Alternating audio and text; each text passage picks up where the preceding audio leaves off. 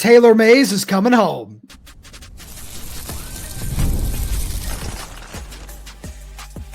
You are Locked On Huskies, your daily podcast on the Washington Huskies, part of the Locked On Podcast Network, your team every day. Welcome back into another edition of the Locked On Huskies podcast. I'm Roman Tomashoff. That's Lars Hanson. He's site editor with Athlon Sports' Inside the Huskies. I'm the site editor with Huskies Wire. Thank you for making this your first watch or first of the days. We are part of the Locked On Podcast Network, your team every day. And today's episode is brought to you by FanDuel from the first whistle of the final drive. FanDuel makes the NFL playoffs even more exciting. Right now, new customers can bet $5 to get $300 in bonus bets if you win your first bet. Visit FanDuel.com to get started. Lars, you got a really fun show coming at all the everydayers today. We're going to talk about a couple of Husky players that might be able to play both ways. It's just going to be a fun conversation because we got to lead into some receivers stuff following the Jonte Cook news. Looking at an in-house solution there that might be just a little fun to have a conversation about. We've seen a couple of transfer portal offensive linemen hit the portal in the last few days, a couple of grad transfer sort of guys. Going to get into that conversation, see if any of them might end up making their way to Washington. Just a fun conversation to have. But Lars, big news of the day. First thing in the morning as we wake up on Wednesday is I had talked about Grant O'Brien, which is a name that I had heard was one of the front runners to get Washington Safeties job. I know that was something you heard as well, but then a local guy, former 5-star recruit from the area, Taylor Mays, who played a bunch of years in the NFL and at USC, he gets the job first thing Wednesday morning.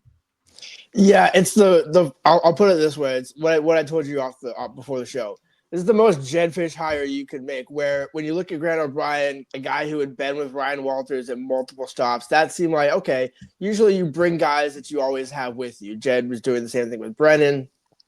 But then there's also a different side of Jedd where he seems to want to swing for the fence. I don't know if he ever played baseball. I know he played tennis. I know he's a big tennis guy, pickleball guy, tennis guy. So maybe he's trying to volley that thing way over and out of the arena here, because this is it's a great hire in my opinion. Don't get me wrong. I want to be very clear about it. It's a great hire, but it's like, okay, is the fit, because you went to USC, didn't go to Washington, did go to a day. So that's the good local tie here. Dad obviously went to UW and all this sorts of stuff, but it's a question of like, okay, where's the connection? What's the fit? How did this name pop into Jedd Fisch's aura, shall we say? So a couple things there. His dad, who, played defensive tackle at Washington in the late 70s, is actually an assistant coach at O'Day. So that's an interesting thing that we're going to get into in a minute with the recruiting stuff there. But why would you not, I think about it this way, just in that regard, why would you not want to bring a local guy home?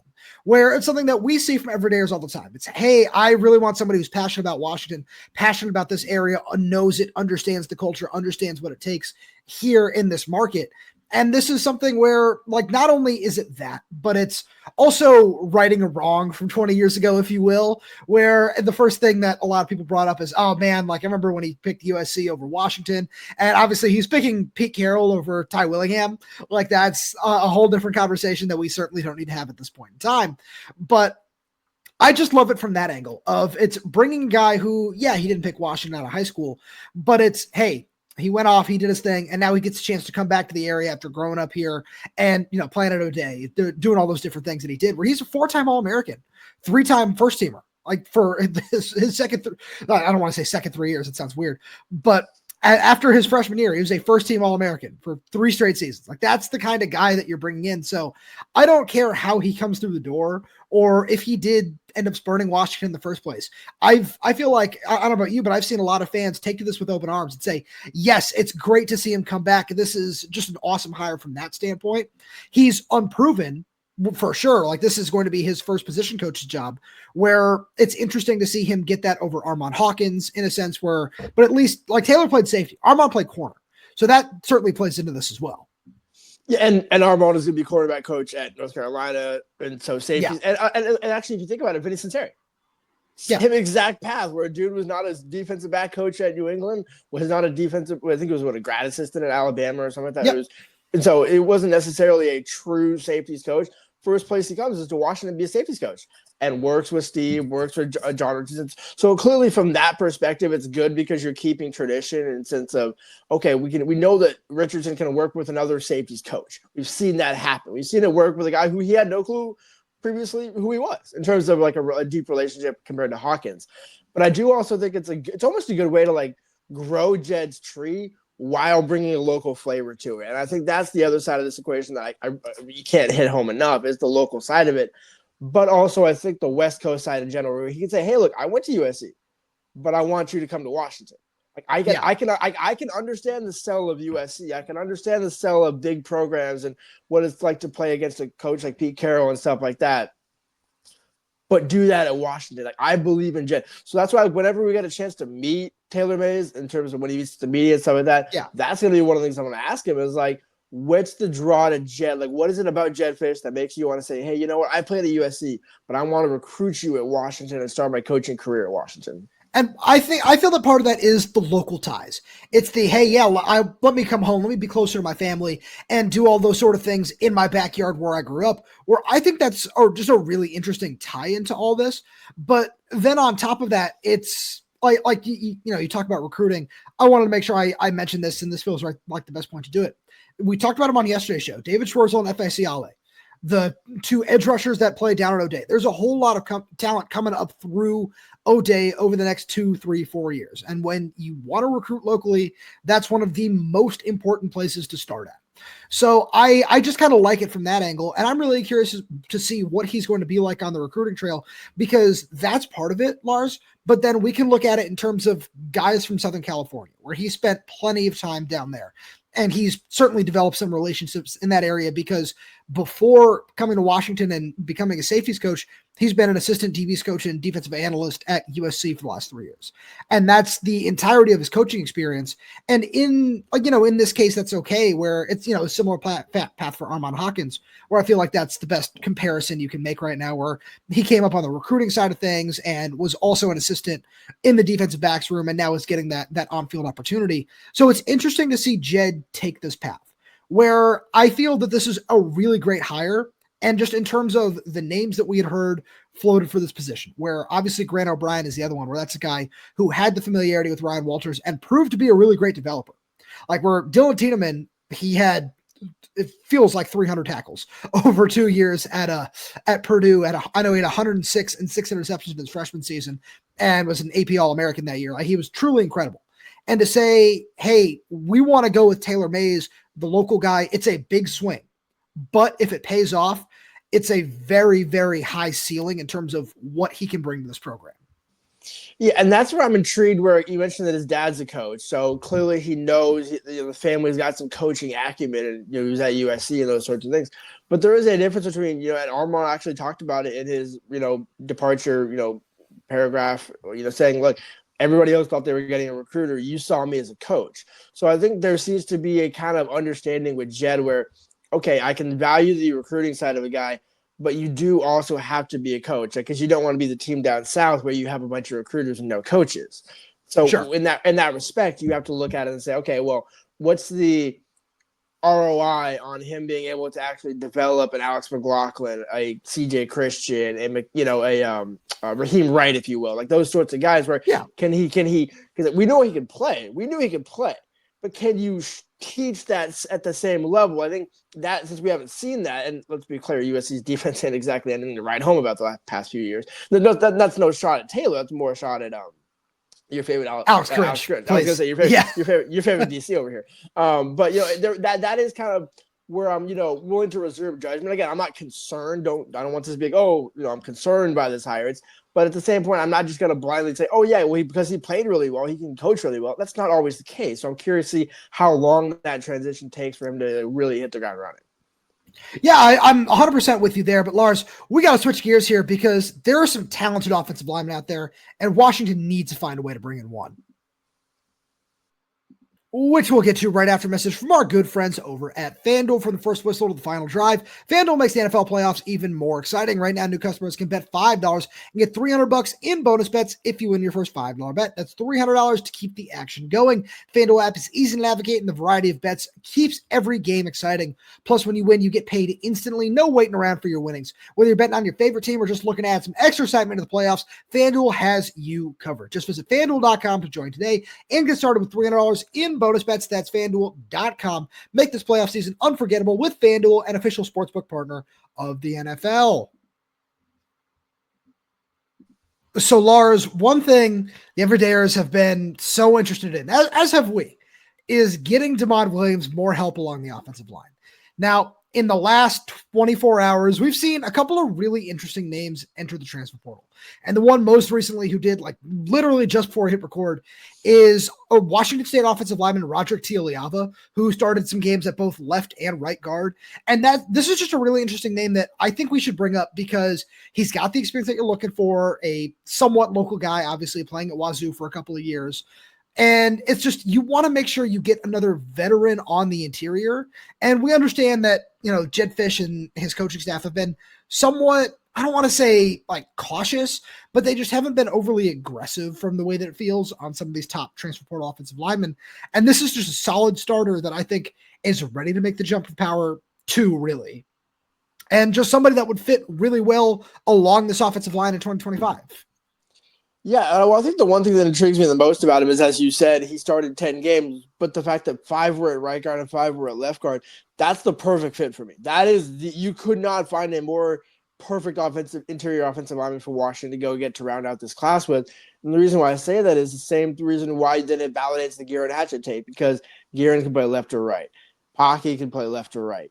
Yeah. Henning can play probably left or right. And the point of why I'm saying all these names is to say, whichever one rises to the top, you don't have the situation where you add a tackle, which is, well, if we play him on one side, we can't really play him on the other because we've tried that and it does not go well. And so you have a guy where you're coming with veteran experience, starting experience, and on both sides of the line. To me, I think that's probably – and the reason why they probably haven't swung big on some of these other guys is, A, well, you got to wonder what the price is. And B, that's kind of, the interesting side of this equation is – clearly, Jedd knows that the offensive line is value, but does he value it like John Schneider, or does he value it like some of these, like Howie Roseman, where he said, like, hey, we need to build up the trenches and then we'll go acquire the receivers like A.J. Brown and et cetera, as we see fit. We haven't really seen either commitment yet. Yeah, I think we've kind of seen a little bit more just through the high school ranks, where we've seen them go out and invest in just really intriguing body types for the most part. When you look at Jake Flores and Lowen Coleman-Brusso, what they bring to the table. And then on the other end of the spectrum, there's Champ Talele and there's John Mills, where Peter Lange falls into that boat as well. Obviously, he's since backed off his commitment. But you've seen just a nice balance of, hey, yeah, we have some projectable long-term guys and guys that have the ideal body type to play right away if we need them to. Probably want to give them at least one season before we really reach that point with them. But I just think that it's an interesting thing to talk about is a lot of these guys that we're going to bring up are exactly what this team needs right now, and it's just a one-year guy, where you don't want to go out and just have to restock every couple of years the transfer portal along the offensive line. You want to make sure that you have some bodies waiting in the wings where, Pocky Finau, Michael Watkins, Zach Henning are some of the names that you and I have discussed, plus all those freshmen. Like down the road, that's where you want your offensive line to be built on. And then if you need to supplement it with one guy, maybe two from the transfer portal, that's fine. Where I think that this is the perfect stopgap where a lot of the guys we're going to talk about, I think all of them actually are one. Some of them might have 2 years. I think Roderick has 2 if he wants it. But in the case of some of these other guys who this one is my favorite, and that's Troy guard Daniel King. He's a grad transfer. And this is a guy who's played almost 3,000 career snaps and all Sun Belt guy in the last couple of seasons there. Has got the flexibility. I know he's played a couple of games out of tackle, but has spent the majority of his career on the interior, which is exactly what this team needs. Like, this is the kind of guy that I look at and I say, he's got the power. He's got everything you need where you slot him in whatever size you want, left guard, right guard, and you just go for one season. And then, hey, oh yeah, Geirean Hatchett, maybe him and Pocky rotate, where we saw what that looked like this season, where they wanted to get a little bit of rotation in there with, Landon Hatchett and Garb Memelar and then Enoch Vumahai. They changed that out. But this is the guy who you lock him down at one spot, and then you can feel a little bit more free about using Pocky a little bit more as a redshirt freshman. Yeah, and I like the idea that it's a 1 year and it's a straight up one. It's almost like D'Angelo at center this year, where it's like, okay, sure, we have guys that we know long term we want at the position, Landon, Michael Watkins, the list goes on and on. But we need somebody with a veteran presence because we're not going to have a lame duck year. We can't have a lame duck year at any point in this program with the Jedd's here because he was You're chasing a national championship in Washington now. The bar was set pretty high coming in year one, get the grace period, but now you have to get that trench reinforcement, but you can't really wait for it. So yes, you need to develop the guys as they come along, but that doesn't mean you can sacrifice a year in between. And so that's why I think the kid from Troy, which I also, worth noting, it's a little bit different than D'Angelo at the FCS level, where guys coming from the Sun Belt and some of those G5 schools, go look at how they do in the NFL. There's actually usually more of those guys playing than you would be surprised on NFL teams compared to like Big Ten, SEC. Now, yes, obviously the Power 2 programs, Power 2 schools do send a lot to the NFL. But I don't think that gap is as big from the G5 to the FBS as it is from the FCS to the FBS. So I like where you're going with that, because you're absolutely right. There are a lot of these G5 guys that are really successful. And this is one of those ones where it's going to be an interesting case study over the next, let's just call it 5 years, of how many of these guys are going to take this route that Daniel King is, where he's transferring and wants to go spend 1, maybe 2 years, with some of these other guys, they want to do it a little bit sooner at a Power 4, Power 2 really school, and just say, yeah, I want to cement my draft status here before I go to the NFL, and just see if it'll help raise their stock and help do different things like that. So I like where you're going with that, because it is a very interesting conversation to have. And another guy who I know our buddy Softy brought him up and was shocked into the transfer portal, but it's because he's a grad transfer, so you can enter at any time, really. And that's Michigan offensive tackle Jeffrey Percy, where it's interesting. He does have some experience under his belt. He started, I believe, 13 games for Michigan. I could be mistaken in that, but that's an interesting name where I don't know if what this team needs right now is a tackle. I would be much more comfortable with going to get an interior guy after getting Carver Willis and just adding that experience on the middle of the offensive line and just kind of letting the tackle situation play out. But I wouldn't necessarily be opposed to this addition either.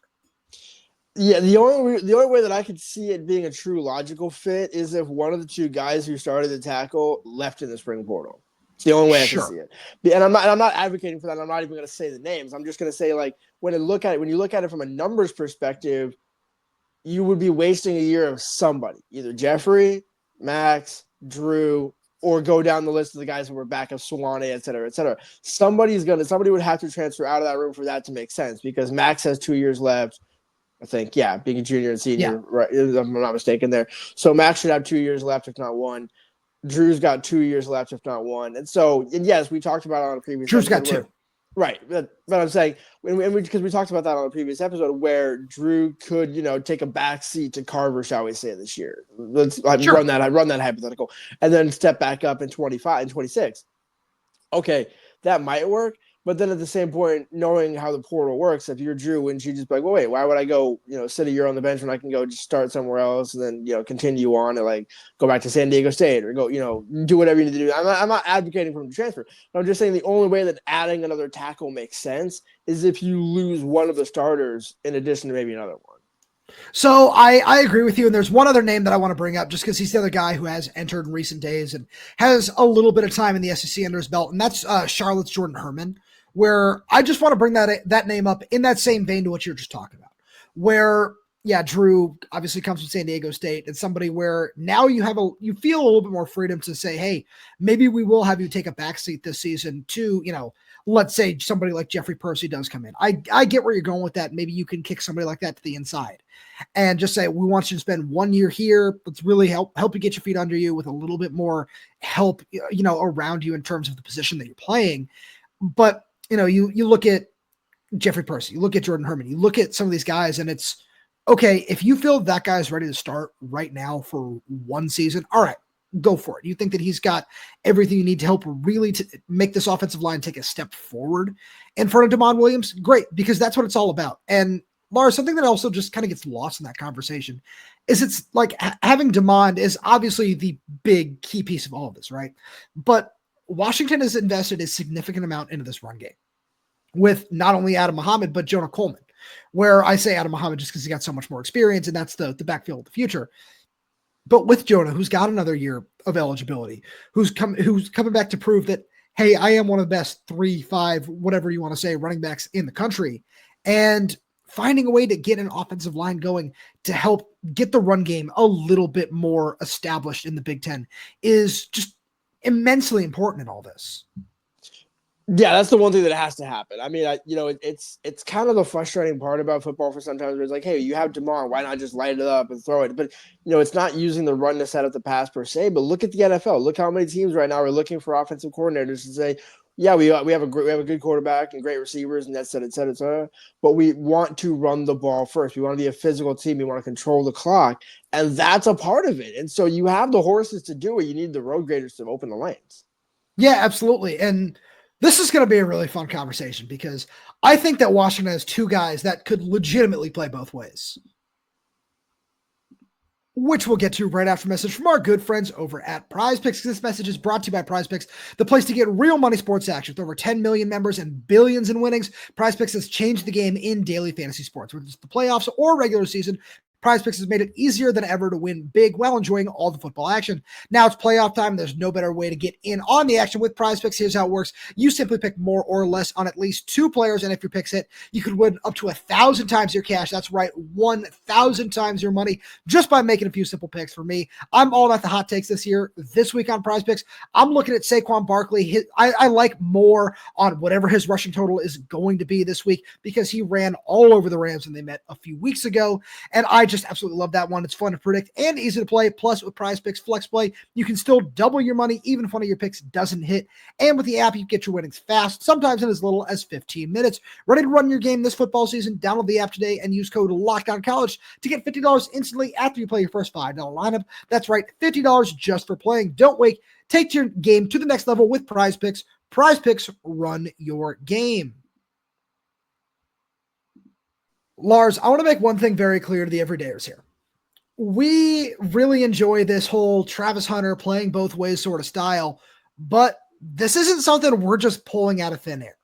This has all been spurned from a conversation that Giles Jackson actually started in the course of the season where he was asked, hey, just shout out a couple of guys that are just younger right now that you think are that have next on Washington's roster, whoever you think that might be. And one of the first guys he shouted out was Rahshawn Clark, somebody you and I have highlighted that might play in the nickel a lot this year. We're going to see him probably battle it out with Dyson McCutcheon and Leroy Bryant at the position going into 2025. But he said, hey, that's a guy who also plays offense a little bit. And I kind of like what he might be able to do on that side of the ball as a receiver.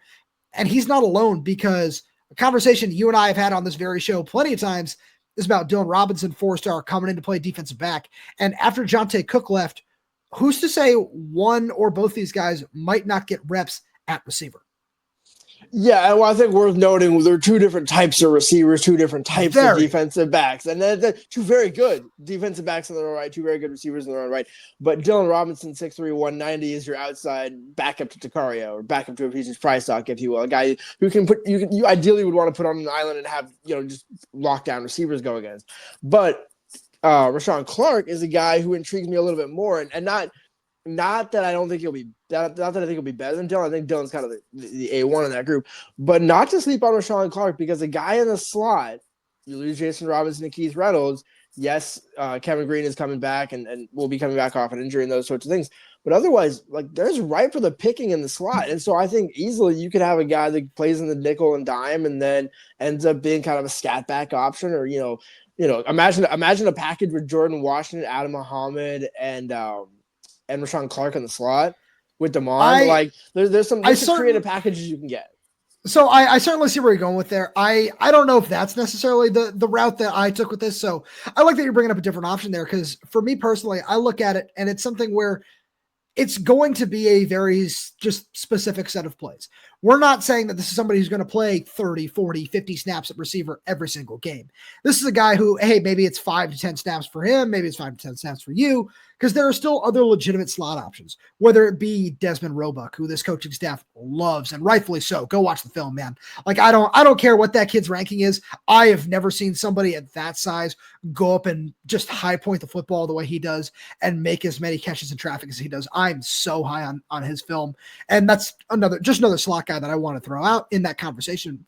But I get where you're going with there, where it's a specific set of plays just designed to get the ball into his hands, where I'm curious to see what that would look like for either one of those guys, because the question is, and just a sneak peek for all the everydayers for our Friday show, we're going to talk about this receiving core and this skill set? And is it enough to help Damon Williams take a big step forward? But I want to say, just another sneak peek here, I want to say that it might not be right now just because it's so unproven, but I feel the talent is there. And that's why you and I wanted to have this conversation first about these two guys in particular, is because the talent is there. The talent is there to help them succeed. And, I don't want to say move into the modern world of two-way players in college football, because that's absolutely not the case. Like, Travis Hunter is an alien in that regard, but having both these guys and finding a way to get them involved and get them in the rotation is just another selling point that Jedd can go out and use on the recruiting trail as well. Absolutely. Well, and the other side of the equation is, if you have an injury, God forbid, or anything like that, these are two guys who you can immediately look to and say, okay, well, we need somebody to step up. Maybe we have if a big body receiver goes down, let's just say, then you can look at Dylan Robinson and say, hey, you know what? Want to give it a shot for a couple of plays? And if he gets locked up for, like, let's say 2 drives in a row, then maybe end the experiment that week. But I don't think it ends the experiment permanently. I think it just, it's going to be like on a game to game thing where, like, we saw the usage with Damon, shall we say, where Damon early in the season was getting a handful of packages, and as the season got along, he got more. I'm not saying it's going to be more reps where he gets 70 reps a game like Damon did at the end of the season, but I think it's worth seeing the progression like that. So I just don't think that that's the way that these guys be utilized. It's because, again, this is all a hypothetical, but it's just a fun conversation we want to make sure we had, where if these guys are coming in, it's going to be a play or two here and a play or two there. Like, it's not going to be all of a sudden Dylan Robinson is taking an entire drive's worth of snaps at wide receiver, where maybe that's the plan 2 or 3 years down the line if the staff feels comfortable with it. But in the immediate short-term future, we're going to find a way to get the ball into this guy's hands. And I think that it's not necessarily the best option, right? Where you don't want to just have to rely on guys to play both ways. But at the same point, it's something where you just look at all the different options that both these guys provide.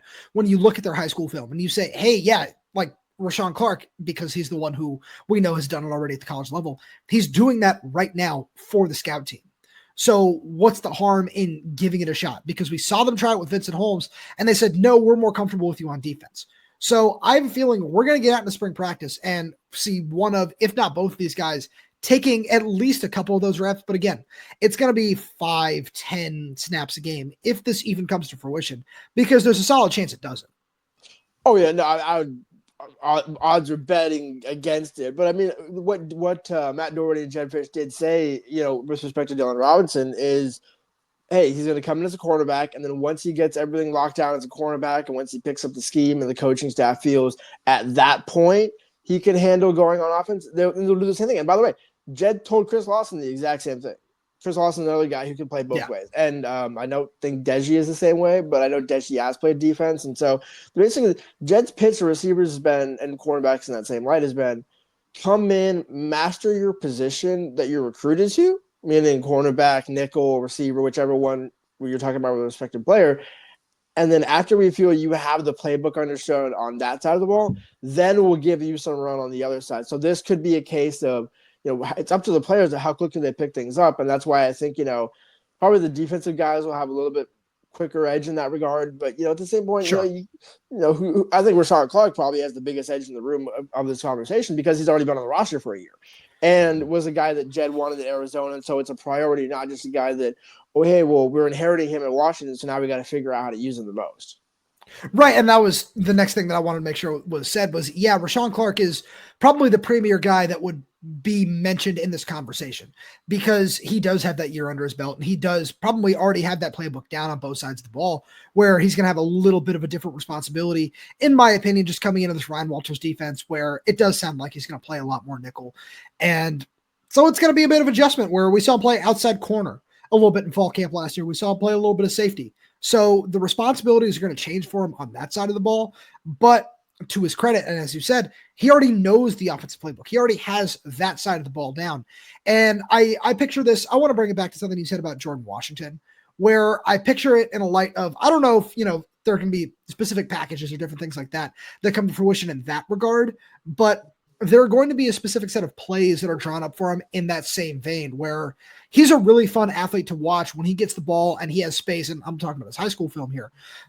So I picture it like that, where one of the reasons I'm so excited about Jordan Washington moving forward is the fact that when we saw him get a carry against Penn State and get a couple carries in the bowl game, the way Jedd used him was on stretch plays, on quick things to get him into space, and the blocking didn't necessarily hold up perfectly, but you just see the idea. You see the thought process is, hey, I have a great athlete here. Let's find a way to get the ball in his hands and allow him to make a play.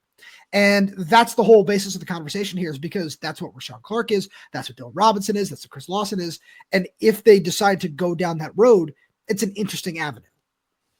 It's about maximizing the guys in your roster. If you're going to keep the roster at 85, you need to have, as many guys. It's like in the NFL when you have a guy that doesn't, isn't a starter on offense or defense. Well, you got to be able to do some special team stuff. You got to be able to be a gunner. You got to be able to earn your roster spot. And so I think it's about maximizing the most talent you have on your roster, which is exactly what Jedd's job is to do. Lars, as always, thank you so much for being here. Thank you all everydayers tuning in. We really do appreciate your support. We got so much more fun stuff coming for you throughout the offseason, and a great way to make sure you're kept up with that, not only by subscribing, but by checking out our Locked On Huskies Insider program. The link to that is down in the description below. You get a free 2-week trial, and after that, it's $4.99 a month. We got breaking news. We got insider rumors, all that sort of different stuff. You have an opportunity. You want to check in with us, ask any sort of questions, please feel free to do that. It's all right to your text message inbox, and you can reply really easily. We're going to be doing a Locked On Huskies Insider exclusive Q&A this Friday. You'll only get to the link to that if you're one of our subscribers. So again, go check that out. Free 2-week trial, and then $4.99 a month after that. And you're not interested in that, but you do like everything we have to offer, please make sure you subscribe wherever you get your podcast, whether that's YouTube, Spotify, Apple Music, Amazon Music. We're there. We're everywhere. We're updating the channel through content every single day. So please make sure you hit that like button, click the little bell so you don't miss when we post a new video. If you have any questions, comments, concerns, jump right down below in the comment section. And if you're audio only, please leave us a 5-star review, as it does help us out a lot. Thank you so much for tuning in, and we'll talk to you on Friday.